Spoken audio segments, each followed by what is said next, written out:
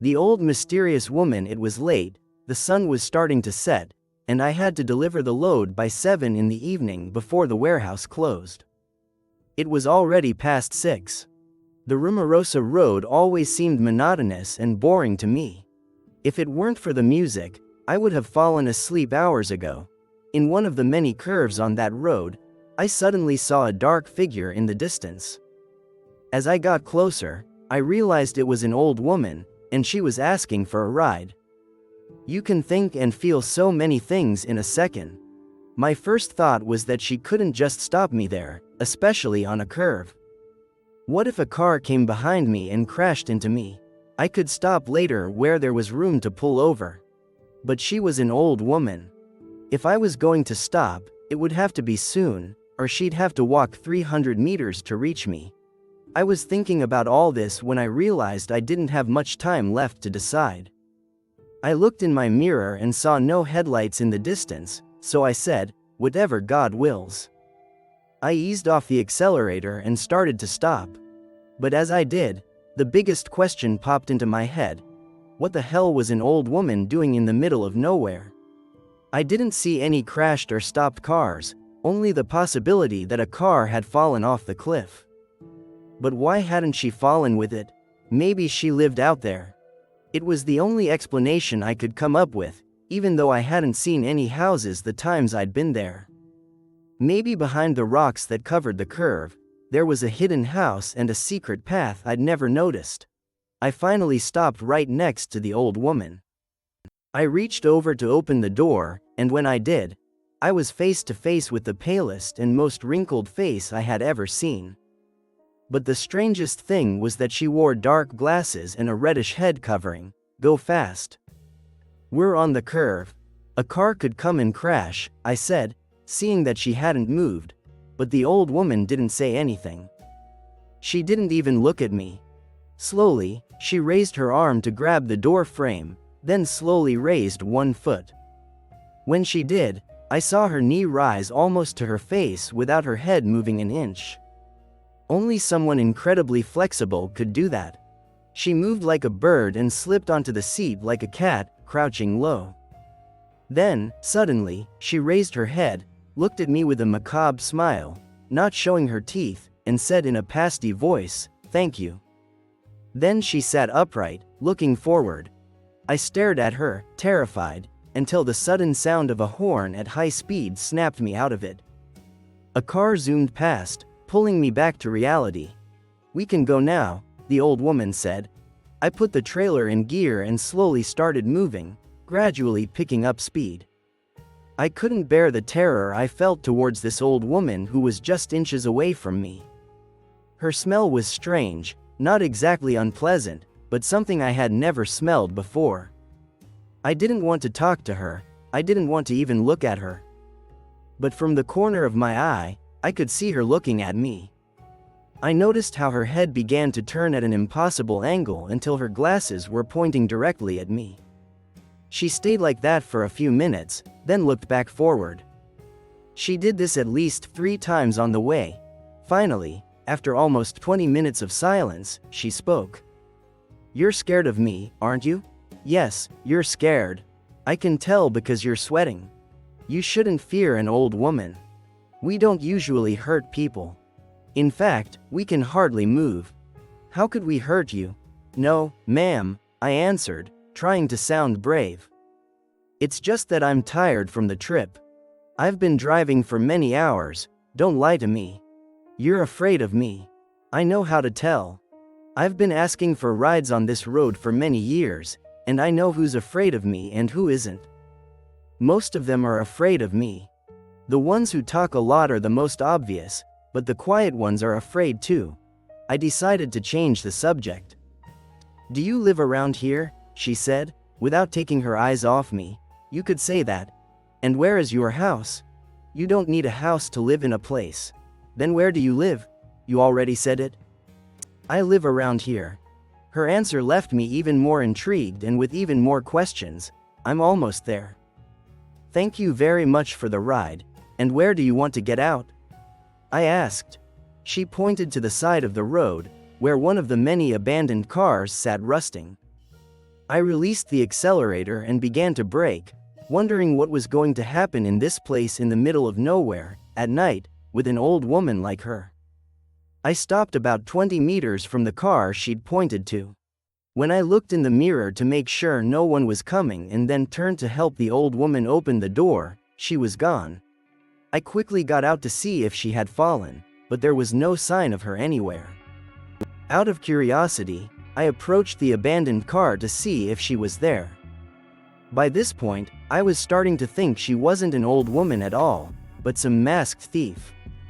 No old woman could get out of a trailer that quickly. I approached the car very carefully, but I didn't find any old woman or any thief. What I did find were some broken black glasses and a very old, blood-stained black rag. I immediately got back in my trailer and drove away. Every time I pass by that spot, I'm afraid I'll meet that old woman again. Something got on the trailer. My brother and I used to be truck drivers, and we always remember a chilling experience we had on a section of La Rumorosa. We were driving at dawn through a place with a hill when we felt something fall on top of the trailer box from above. We were scared because we thought stones had fallen on top of the box. We heard a very loud bang, and it felt like we were carrying a very heavy load. Then we started hearing movement. Whatever had fallen on top of us began to walk across the box. Our truck started rocking from side to side. We were terrified, unsure of what it could be. We looked in the mirrors and saw something creepy. A black shadow moving along the side of the trailer box. We couldn't understand how it could have gotten up there. It wasn't an animal. That thing was slowly advancing toward us. We were so scared that we couldn't even pray. Then, my brother noticed a bush overflowing from a nearby hill. Acting purely on adrenaline, he swerved as hard as he could, hitting the bush and knocking whatever it was off the trailer. Instantly, we felt the heavy load release, and we accelerated away from that place. When we reached our destination, we told everyone what had happened. Later that day, we examined the side of the box where the entity had been moving and saw marks like claws or fangs. Near the cabin, there were holes, and the sheet metal looked like it had melted. After that macabre experience, we quit that job. We almost lost our lives. If it hadn't been for my brother knocking that thing off, we might not be here today. To this day, we still feel fear from that terrifying experience we had that night on La Rumorosa. A specter at the lookout. I have a story that makes my skin crawl every time I tell it. If you believe me, great. If not, well, everyone has their own point of view. But I assure you it's real. Only those who have experienced something strange in La Rumorosa will understand. I had gone to Rosarito with a friend, and it was a great trip. We passed through Tijuana and were headed to a place called El Hongo, where we were going to stay with a friend. But when we got there, our friend was having a fight with a family member. So I told my friend that we should go back to Mexicali. He agreed, and we restarted our trip, not imagining that we would see something strange that night. We were passing through La Rumorosa at 2 in the morning, already past the toll booth. I needed to smoke a cigarette, and since my friend didn't allow smoking in his car, I asked if we could stop at one of the lookouts. When we got there, it was completely deserted. My friend was parking when I heard a scream that seemed to come from somewhere in the darkness. I haven't been able to forget that scream, but that wasn't the only weird thing we witnessed that night. When I looked at one of the benches, I saw something that filled me with immense terror. There was a white lump of a person sitting there, looking at us. Remember, at that moment, it was completely deserted. So, what was that person doing, dressed all in white, sitting there at that hour, staring at us? Suddenly, my friend turned the wheel without me saying anything and drove back onto the road. I was still a little shaken by what I had seen, and a few minutes later, I commented on it, wanting to confirm if he had seen the same thing. He had, but he hadn't stopped for me to smoke because he wasn't going to stop anywhere on that road for any reason. I did everything I could to smoke in the car. Later, passing through the Laguna Salada, he said to me, "Did you hear and see what I saw?" I said yes, but I wanted him to confirm that what he had seen was real. To this day, we still talk about that anecdote. We believe that the white lump we saw could have been the ghost of someone who died falling off the cliff and crashing against the rocks. But it could have been one of the hundreds who have died in that place of rumors. Was she a nurse? I'm 40 years old. I started this job when I was 16, accompanying my father on his trips. I became very fond of this profession, so much so that I ended up dedicating myself to it. Throughout my years, I have had several experiences, and this time I will tell you the most recent. I had to make a trip to Tijuana, and the route required passing through La Rumorosa. Despite what people say about this road, nothing had ever happened to me. The times I had passed through there, it wasn't so late. But this time, it was January, and I left so late that when I passed through La Rumorosa, it was already after 1 in the morning. The drive was very peaceful until everything turned strange. In the distance, I saw a woman standing on the side of the road. I noticed that she was dressed all in white and wearing a sweater. I thought she was one of those people who dedicate themselves to robbing people on the highways, so for obvious reasons, I didn't stop and continued on my way.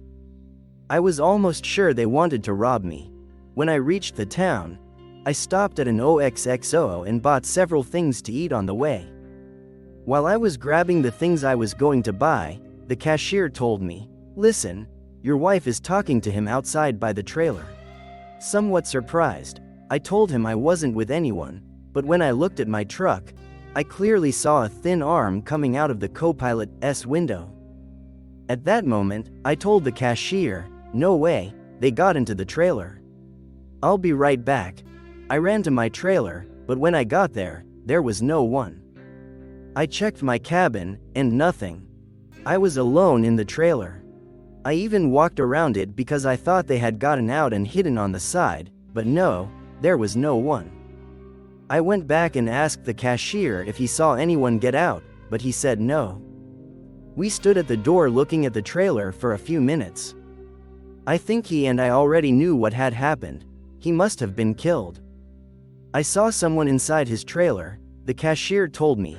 We talked for a while, and he told me that often people come telling that they have seen things on the road, but that he had never seen anything like that until that day. After paying him, I said goodbye. Before getting in the truck, I told him, "Whatever God wills." I got in and checked the cabin again. I was completely alone. I was somewhat tired, but since I was almost there, I decided to continue on my way, but I kept thinking about it. I hadn't gone far when I looked in my mirror. I realized that someone was coming in my truck. I swear I felt my body get cold from fear. I was almost sure it was a little dead thing. I still followed my way and did not want to turn, but with the little I looked at I thought I had noticed that it was the nurse that in those towns there is a lot of the legend of a nurse who they say was good but who was lost in the desert of the Rumorosa and they did not know anything about her and that her body was wandering around there. When I arrived at my destination, I didn't see her anymore, but I hope it was that famous nurse and nothing else.